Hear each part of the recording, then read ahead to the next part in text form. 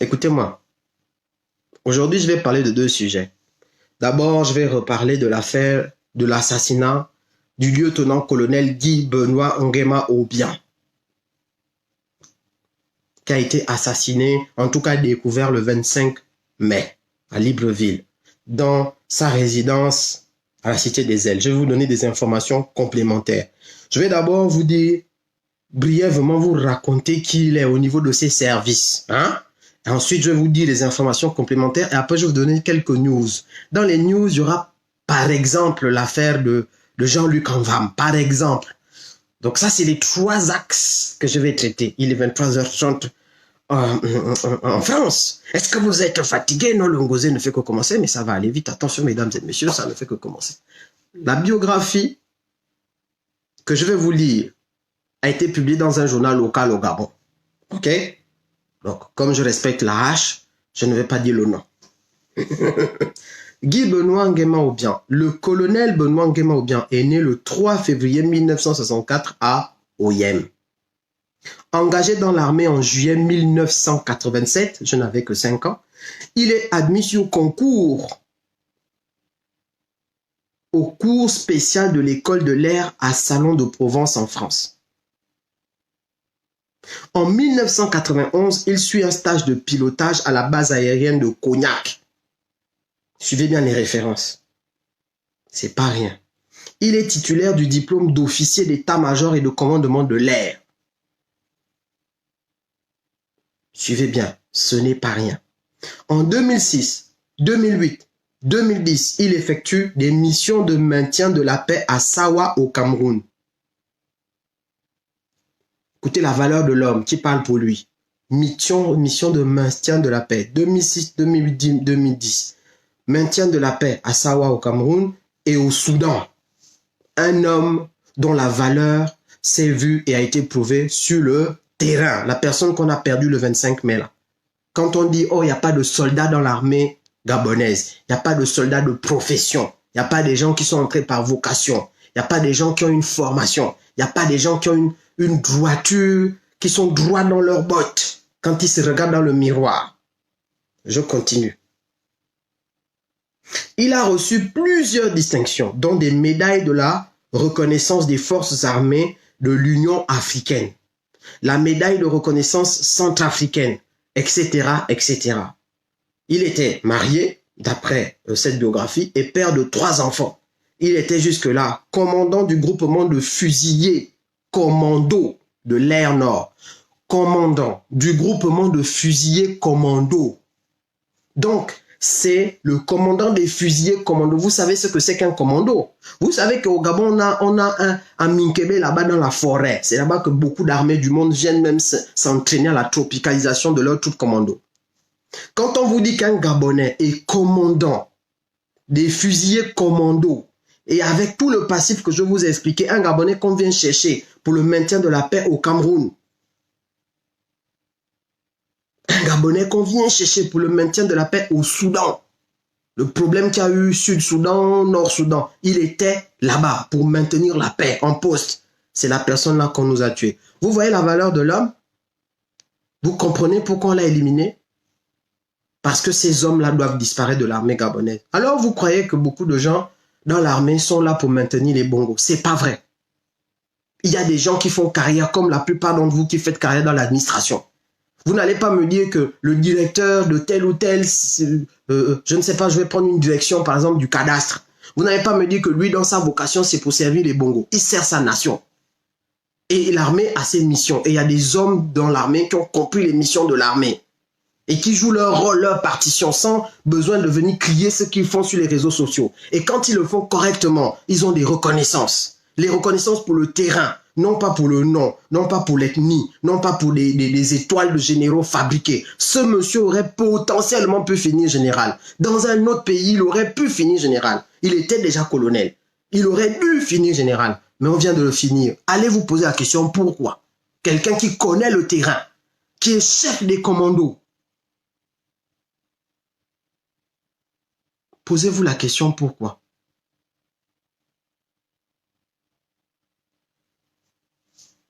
Alors, je vais vous donner des informations complémentaires. Je vous ai dit la dernière fois que sa voiture était garée devant chez lui depuis le samedi. On a découvert son corps. Là, c'est info que je vous donne. Le corps du colonel Nguema a été découvert mardi 25 au matin par les enquêteurs, par les voisins, on va dire les autorités ont découvert son corps mardi matin. Ils n'ont averti la famille que mardi après-midi. Ça veut dire qu'ils ont pris tout ce temps-là pour quoi? Vous trouvez un valeureux soldat, officier supérieur, chef des commandos, égorgé chez lui. Vous découvrez son corps mardi matin. La première chose qu'il faut faire, c'est quoi? C'est prendre attache avec la famille, envoyer des gens annoncer la nouvelle à la famille en personne. Ou même, puisqu'on est au Gabon, on est dans le numérique, appeler sa femme ou les enfants. C'est pas ce qu'ils ont fait, ils ont attendu l'après-midi. Le temps de nettoyer quoi? Le temps d'arranger quoi? Le temps d'enlever quoi? Le temps de cacher quoi?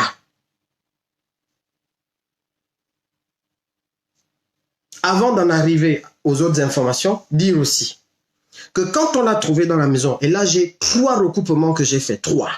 On dit souvent que après 3 recoupements d'informateurs distincts, tu commences à t'approcher de la vérité. Premièrement, malheureusement pour nous, et malheureusement pour lui, et malheureusement pour la famille, son corps était déjà en début de putréfaction. Ça veut dire qu'il était décédé depuis longtemps. Certainement depuis le samedi où sa voiture n'a pas bougé. Certainement. Je ne suis pas sur place, je ne peux que dire certainement. Première chose. Sur le lit, il y avait eu des taches de sang. Depuis son lit, dans sa chambre. Au pied du lit, des taches de sang. Comme s'il avait ensuite été traîné, parce que ces taches de sang suivent son corps. Jusque là où son corps était couché dans la maison, dans le couloir. Là, son corps baignait dans une mare de sang. La gorge tranchée. D'après d'autres informateurs, il y avait une serviette imbibée de sang dans la cuisine. D'après d'autres informateurs, la maison n'était pas rangée, comme si on avait fouillé. Voici les infos que je vous donne. La maison a été mise sous scellé. Mais retenez ceci, chers frères et chères sœurs. Depuis sa mission en Mikebe, M. Nguema avait rédigé un rapport très spécial sur notamment la gestion des mines d'or là-bas. Ce rapport n'a pas plu à certains dans sa hiérarchie militaire, ce qui lui a valu 7 mois de suspension de salaire. Dans ce rapport, il incriminait le Gabon et il incriminait d'autres pays étrangers. Et il dénonçait ce qui se passe là-bas en tant qu'officier supérieur et patriote. Dans ce rapport, 7 mois d'aéré de salaire. Suite à cela, on lui a retiré son arme de service. Donc, vous comprenez mieux pourquoi il s'est retrouvé sans défense. On lui a retiré son arme de service. Son remplaçant, aujourd'hui à son poste, parce qu'on l'a enlevé là, il a été enlevé. Son remplaçant à son poste, c'est lui qui désormais a la clé de l'appartement du monsieur suite au scellé judiciaire. Pourquoi? Ce remplaçant est venu plusieurs fois sur le lieu. C'est lui qui se propose d'être l'interlocuteur, qui s'impose comme interlocuteur entre la famille et la partie judiciaire, puisqu'il faut l'autopsie. L'autopsie a été commandée par la famille. Ça fait plusieurs fois qu'on repousse l'autopsie et plusieurs fois qu'on repousse la visite du lieu avec les familles. Depuis que ce monsieur est décédé, sa famille, tous les jours, est présente sur le lieu où, normalement, les services judiciaires leur fixent le rendez-vous. Soi-disant parce qu'ils vont ouvrir l'appartement, puisqu'il y a des effets personnels là-bas. Mais comme c'est une affaire judiciaire, il faut la présence des autorités judiciaires. Mais ils ne font que repousser les rendez-vous. L'autopsie devait avoir lieu depuis 2 jours, rien. Jusque-là, la famille n'a aucune information sur cette autopsie qui a été ou pas réalisée. Et on leur a dit, ne venez pas nombreux, venez seulement un peu. Ils ont dit comment? Venez un peu comment? On a perdu notre parent dans ces conditions-là. On va être présent à l'autopsie. Parce que nous, on a vu ce qui s'est passé. On a besoin de savoir, par exemple, s'il était sous l'effet de stupéfiants, si on l'a drogué avant, s'il a été... Parce que les témoins disent aussi qu'il y a des traces. Il y a des traces sur son corps, comme s'il avait été violenté. La famille a dit, on ne lâche pas le dossier. Merci de me partager mon live. Vous êtes fatigué. On n'est pas fatigué. Je continue. Les affaires sont graves. Hein? Mais il faut se donner de l'énergie pour les traiter. C'est pour ça que je vous demande si vous êtes fatigué. Vous ne pouvez pas être fatigué. Nous ne faisons que commencer. Et notre force est en train de se décupler parce que nous sommes plus nombreux, plus efficaces. Et les gens nous font de plus en plus confiance. Et nous sommes en train d'entretenir cette confiance parce que nous traitons les dossiers de manière équitable et efficace. Question au remplaçant, au collègue, remplaçant d'un collègue assassiné. Mon cher, vous dormez bien? C'est quoi? La haine? Le colonel Nguema a toujours dit qu'il ne veut pas d'aide de camp parce qu'il est officier supérieur, n'oubliez pas. En tant que tel, il aurait pu avoir un aide de camp. Même pour sa famille, il aurait pu. Mais il disait toujours, ça sa famille le dit, il disait toujours, je suis droit dans mes bottes. Je n'ai jamais rien fait de travers, je n'ai aucune casserole derrière moi. Je ne vois pas pourquoi j'aurais peur dans mon pays. Je suis un soldat. C'est pour vous expliquer juste le fait qu'il avait confiance en sa droiture. Malheureusement, nous avons à la tête des forces armées aujourd'hui des bandes de voyous, des brigands, dont l'objectif est d'éliminer tous ceux qui ont le respect du terrain. Je vous ai déjà dit. Parce que la hiérarchie militaire, lorsque quelqu'un l'a vraiment suivi, depuis le soldat de rang, et qu'il monte au fur et à mesure jusqu'à quand il décède là, il a le grade de colonel, lieutenant-colonel, c'est pas rien. Parce qu'il a prouvé sur le terrain. Mais il y en a qui n'aiment pas ça. Il y en a pour qui ces gens-là, qui ont cette formation-là, cette carrière depuis 1987, il est dans l'armée gabonaise. Je suis né en 82. J'ai eu 38 ans là.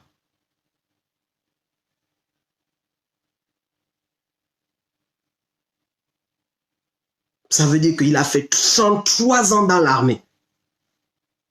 Avec des missions aussi importantes que celles que je vous ai citées.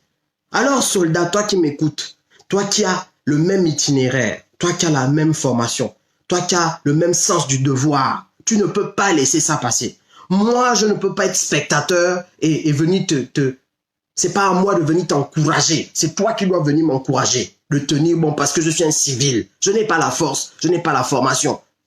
Je n'ai pas la rigueur que tu as. Et je ne suis pas aussi exposé que tu l'es. Mais soldat, tu ne vas pas attendre de baigner ton sang chez toi.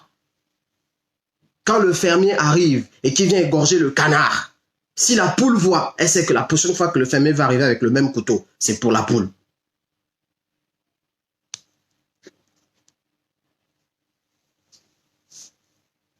Je vais maintenant finir mon live avec la dernière partie. Donc, question. Pourquoi l'autopsie n'a toujours pas eu lieu? Qu'est-ce que vous repoussez? Pourquoi vous promettez à la famille vous leur dites de vous attendre devant le domicile du monsieur et vous ne venez pas, les autorités judiciaires? C'est quoi le problème? Mais eux, ils ne vont pas lâcher. Aujourd'hui encore, j'ai vu, c'était à peu près une dizaine dehors. Il y avait un véhicule militaire, votre véhicule vert, la militaire, la camionnette, la garée, hein, les petits véhicules là. Eux, ils étaient là. Ils étaient là. Et ils ont dit, on ne lâche pas jusqu'à... Parce que c'est notre parent, c'est notre sang. C'est un monsieur qui... Tout le monde le trouvait gentil, souriant. Tout le monde le dit. Même les voisins, j'ai entendu les voisins le dire. Que non, mais le monsieur, il était d'une gentillesse. On ne sait pas pourquoi. Comment on peut tuer ce genre de gars? Comment? Il se pose des questions. Bon, revenons à nos moutons et finissons. Jean-Luc Envam, qui a géré la crise de 2018 à Riyad jusqu'à aujourd'hui. Le gars qui avait, on va dire ça comment? La feuille de route qu'Ali Bongo lui avait donnée en cas de K2. Que fait comme ça, fait comme ça. Avec plein d'autres personnes, quand Sylvia avait dit que non, on amène Ali Bongo suite à son début de rétablissement à Riyad, on l'amène à Londres. C'est Jean-Luc Envam et plein d'autres. Hein, les Sidray, tous les gars là, les maîtres Park et toute la clique là, ils ont dit non, la feuille de route c'est que on l'amène au Maroc. Chez M6, c'était ça la feuille de route. Ces gens-là qui ont servi Ali Bongo de cette manière-là, la plupart d'entre eux, de toute façon, étaient virés par Sylvia. Mais Jean-Luc Envam rester encore là. Je vous assure que, pour parler terre à terre, si une personne a vu jusqu'à la dernière intimité des intimités d'Ali Bongo, certainement c'est Jean-Luc Envam. Certainement. Vous remarquerez que lorsqu'Ali Bongo marche, depuis son arrivée de Riyad, lorsqu'il marche, le seul qui est autorisé à le toucher depuis le Maroc, même sur les images où il n'arrivait pas à lever le bras, c'est Anvam qui vient lui lever le bras pour saluer, c'est Anvam qui vient lui lever le bras pour poser. C'est-à-dire qu'il va jusqu'à l'intimité de l'intimité du président. Aujourd'hui où je vous parle, je ne lui jette pas des fleurs parce que je ne le connais pas et que la plupart de ces gens-là sont des gens qui sont prêts à commettre des basses besognes contre le peuple. Mais c'est juste pour vous planter le décor. Ce Jean-Luc Anvam qui est marié avec une Zouba, un Dama, Guy Zouba là, hein, faut bien retenir ça, c'est le lien qu'il a avec Guy Zouba. Ce Jean-Luc Anvam là, aujourd'hui, il est effectivement assigné à résidence. On a retiré les aides de camp à sa femme. Lui-même, il n'a plus d'aide de camp. Bientôt, quoi, on va te retirer les armes et après, on va t'égorger. Jean-Luc Anvam, puisque certainement tu regardes ce live, je suis sûr que tu n'as plus rien à faire à la maison. Puisqu'on t'a mis de côté. Pour attendre quoi? L'expiation suprême, le coupage de gorge. Je ne suis pas un de tes supporters, je ne suis pas un de tes fans, je ne te connais même pas. Mais je sais une chose, c'est que ce coupage de gorge-là,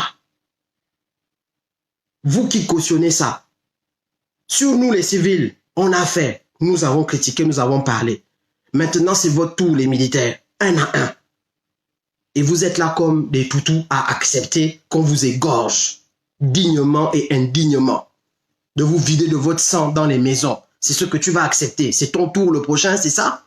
Ainsi que tous les autres qui ont été remplacés, aussi bien par Farjon que récemment, beaucoup d'entre des officiers supérieurs, ils savent très bien. Parce que dès le moment qu'on te met assignation à résidence, ça veut dire qu'on ne peut pas t'emmener en prison parce que les militaires ne peuvent pas aller à la prison centrale. Notre loi ne le permet pas. Un militaire ne peut pas séjourner dans la prison centrale. C'est une prison pour civils. Normalement, il y a autre chose. Et il doit d'abord passer par un tribunal spécial. Ça veut dire que concrètement, ils sont en prison. Or, un militaire au Gabon, quand il fait la prison à cause d'un autre militaire qui a décidé, c'est que en général, il dit que toi, tu es mon adversaire direct. Chez les militaires, c'est binaire. C'est tu es vivant, tu es avec moi, tu es mort, tu n'es pas avec moi. Point. C'est pas compliqué. Il n'y a pas de « oh non, je suis moitié avec toi ». Les politiciens, ils font ça. C'est pour ça qu'ils ne sont pas dangereux. Le militaire, il sait que là, c'est 0 ou bien c'est 1. Tu es mon adversaire, on se finit. Tu es mon allié, on collabore. C'est pas compliqué. Beaucoup de civils là ne sont même pas dangereux pour ces gens. Les politiciens véreux, double face, triple face, qui ont des alliances avec le système, mais qui racontent la journée qu'ils sont contre le système. Eux là, ils valent rien. Ils valent absolument rien. Celui-là, un petit million, il mange. Une petite menace, il tombe. Mais militaire entre militaires là, c'est tu me finis ou je te finis. Ou bien on est ensemble. Et il y en a beaucoup qui ne peuvent pas être avec d'autres. Parce que certains n'ont pas la carrière militaire. Certains n'ont pas la vocation militaire. Certains, c'est juste des voyous qui se sont recyclés dans les corps armés. Parce que là-bas, ils ont trouvé les armes. Parce que là-bas, ils ont appris à tuer. Parce que là-bas, ils ont appris à former des milices. Et il y en a des soldats qui sont formés, qui ont vraiment ce qu'on appelle la vocation et qui ont la bonne formation de soldats qui ne peuvent pas collaborer. Tu ne peux pas, tu as 30 ans, 20 ans, 15 ans de carrière, bonne formation, bons états de service. Tu es allé maintenir la paix ailleurs et puis tu arrives au Gabon, c'est un petit gamin de je ne sais pas quel âge qui va te dire que, oh, mon colonel, parce que lui, il va passer général bientôt. Il va te dire que, oh, toi, colonel, fais comme ça, comme ça. Non, il y a une hiérarchie. Même dans les corps du civil, il y a la hiérarchie. Chez les médecins, on sait que tel médecin, il m'a enseigné ou bien il était de la promotion au-dessus. On ne lui parle pas n'importe comment. C'est encore pire chez les militaires. C'est pas parce que la personne est colonel et toi tu es général. Non, c'est pas comme ça. Lui-même, même le général va te dire que tu sais que mon général là, c'est pas la même qualité que ton colonel. Tu sais que mon général là que je porte là, c'est parce que je suis de telle famille, parce que je sers tels intérêts, parce que j'ai été dans telle administration, parce que j'ai épousé telle fille. Toi, ton colonel, ton rang de colonel, c'est pas la même qualité, c'est au-dessus de mon rang de général. C'est dans nos armées qu'on entend des choses comme ça, parce qu'elles sont réelles.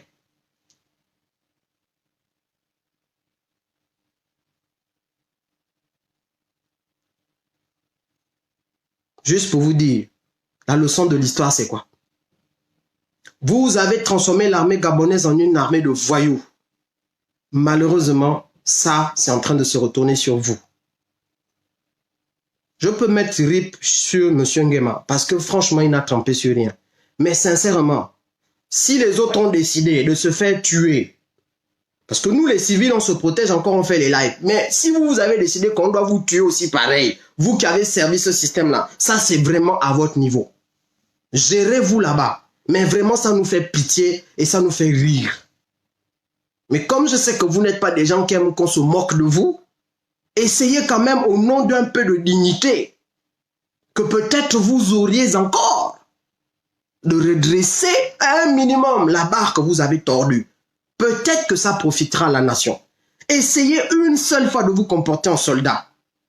Celui qui a fait vœu de servir la nation. Essayez une seule fois. Puisque votre mort est là demain. Puisque vous êtes au crépuscule de votre vie, à l'âge que vous avez, aux âges jeunes que vous avez. Puisque vous êtes au crépuscule de vos vies, essayez avant de mourir de laisser quelque chose de positif. Peut-être que je viendrai mettre RIP sur ta tête avec un peu plus d'enjaillement. Peut-être que non. Moi, je veux pas être enjaillé par un RIP. Parce que RIP, c'est pas beau. Moi, je veux pas mettre des RIP. On ne veut pas. Le peuple ne veut pas écrire RIP. Parce que RIP, ça veut dire que la personne est morte, elle ne reviendra plus. On n'est pas des méchants. On est juste des assoiffés de liberté, de justice. Des assoiffés de justice sociale. On a juste envie de vivre tranquillement. On a juste envie que les choses fonctionnent normalement. C'est tout ce qu'on veut. On n'est pas des haineux. On n'est pas des détesteurs professionnels. Essayez au moins une fois. Pour une seule fois. Vous qui êtes assigné à résidence. Dernière chose. Farjon, Oneve, tu es où? Parce que je n'ai jamais vu, et là je finis là-dessus, pardon, vraiment j'ai dit 2 fois que je finis, je n'ai pas fini. Excusez-moi, hein, je n'ai jamais vu qu'un prisonnier, depuis que je suis sur cette terre, ça ne fait que 38 ans. Et je réfléchis à peine depuis l'âge de 9 à 10 ans. C'est vrai que j'ai parlé à 7 mois, excusez-moi. Cependant, je n'ai jamais vu qu'un prisonnier maltraité dans les geôles, enfermé dans sa cellule toute la nuit, parce que les cellules se ferment de l'extérieur, fait une tentative de suicide et puis il reste en vie. Je n'ai jamais vu ça. Si tu te coupes les veines dans ta cellule fermée de l'extérieur, une cellule où les gens qui t'ont mis dedans ne t'aiment pas, tu ne peux pas finir la nuit et puis le matin dire que tu es toujours là. Ça veut dire que quand tu as coupé là, c'était l'égratignure. Mais cette égratignure, c'était pour faire quoi? Quand tu t'es égratigné les bras, c'était pour faire quoi, Farjon? Moi, je n'ai pas de pitié pour toi, sincèrement. Parce que si tu avais pitié pour toi-même, j'aurais pitié pour toi. Moi, je ne peux pas avoir pitié pour toi. Parce que toi-même, tu n'as pas pitié de toi-même. Quand une autorité internationale était venue au Gabon te dire qu'il faut rénover les prisons, tu avais répondu quoi? Tu avais répondu, ah, on habille la mariée avec les moyens qu'on a. Ça veut dire quoi? On préfère détourner les 85 milliards, les 100 milliards, les 2000 milliards, les 7000 milliards, tout compris, hein, tout solde, tout compte, pour faire du n'importe quoi à l'étranger, envoyer cet argent et vider les comptes de l'État, plutôt que de rénover une prison dans laquelle toi-même tu vas finir. Voilà pourquoi Ribéry avait dit la roue tout tourne, la roue roule, la tourne roule. Je ne sais même pas quelle langue il avait parlé. Parce que la roue là, elle a tourné pour toi. Donc la pitié là, je prends ça, je mets de côté puisque tu n'as pas pitié de toi-même. Mais gars, tu es où? Il y a une chanson qui chante, mais t'es où? Pas là, t'es où? Pas là, tu es où? Pas là, tu es où? Pas là, et t'es où? Et t'es où? Oh. C'est Vianney, il paraît. Faut pas me censurer, je n'ai pas les droits d'auteur sur la chanson là, donc faut pas venir me censurer. Et t'es où? Pas là, pas là, et t'es où? Pas là. Ta cellule demande que t'es où? Tu es dans quel quartier? On t'a mis où? À cause de l'égratignure. Ça a activé quoi? Papa Colomb, qui est venu expliquer au Gabon que non, le monsieur là, il a les problèmes psychologiques dans sa cellule, sortez-le. Ah bon? Donc les autres qui sont là-bas, eux aussi n'ont pas les problèmes psychologiques. Ils ne peuvent pas aussi aller voir le psychiatre pour dire que moi aussi, je me suis égratigné le bras, sortez-moi et puis allez me mettre ailleurs. Moi aussi, ma cellule doit chanter pas là. Comme ça fait le concert des cellules. Et t'es où? Pas là. Et t'es où? Pas là. Voilà. Même si j'habite à la prison, quand les cellules chantent comme ça, je suis content. Parce que je me dis, au moins les prisonniers ne sont plus là. Mais t'es où? Pas là. Pas là. Mais t'es où? T'es où? Oh. J'ai fini mon live. C'est l'homme qui a peur. Sinon, il n'y a rien. On est ensemble.